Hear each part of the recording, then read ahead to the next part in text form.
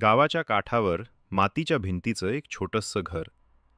अंगणात तुळशीचं रोप, चुलीवर आईचा धुरकट वास आणि त्या वातावरणात रोज एक गोड ऊब असायची. आम्ही 4 बहिणी. आमच्या ब्रोकरेज भाऊ नव्हता, पण वडिलांनी कधीच त्याची उणीव भासू दिली नाही. ते नेहमी म्हणायचे, मुलगी असो वा मुलगा, दोघांनाही पंख असतात, फक्त उडायचं धाडस असावं. तेव्हा मी 14 वर्षांची होते. शाळा, मैत्रिणी, गप्पा आणि मोठं व्हायचं स्वप्न. एवढंच आयुष्य होतं. पण एक दिवस सगळं बदललं. त्या दुपारी वडील आणि काही नातेवाईक घरात बसले होते.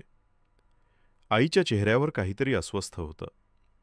थोड्या वेळानं तिनं मला हाक मारली, सीतारा, तुझं लग्न ठरवलंय. क्षणभर माझ्या कानावर शब्दच गेले नाहीत. मी आईकडे पाहिलं. तिच्या डोळ्यात पाणी होतं, पण ती हसली. चांगल्या घरात जातेस, एवढंच म्हणाली. त्या रात्री मला झोप आली नाही.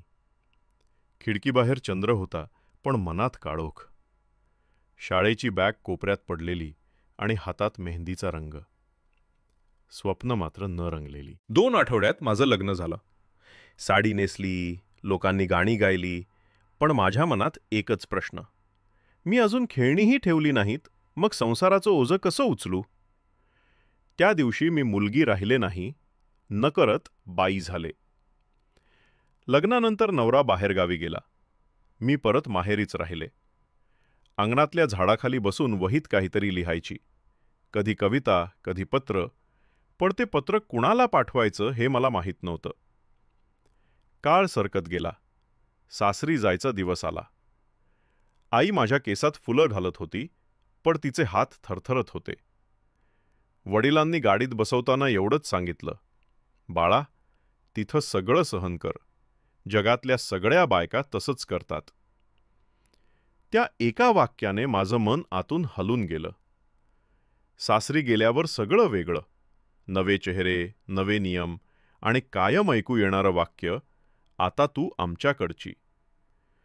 घरात काम, जबाबदाऱ्या आणि एक शांत एकटेपण. नवराही क्वचित बोलायचा.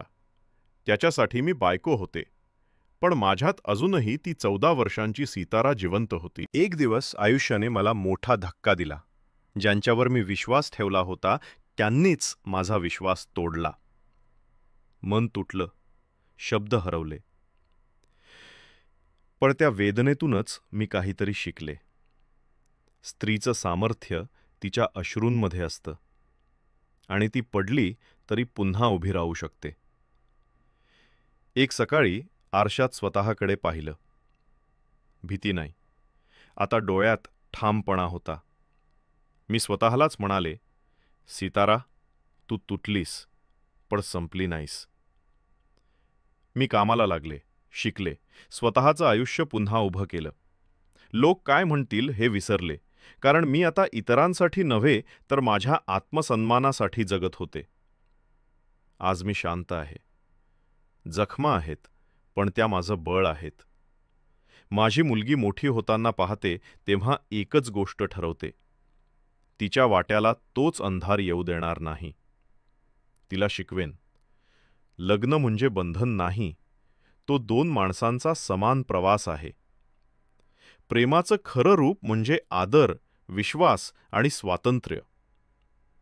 आता माझं नाव सीतारा माझ्यासाठी खरं ठरलंय. अंधार कितीही असो, मी माझ्या प्रकाशाने जग उजळवणारच. जर ही कथा तुम्हाला भावली असेल तर आमच्या चॅनलला सबस्क्राईब करा, लाईक आणि शेअर करून इतरांनाही ही प्रेरणा पोहोचवा.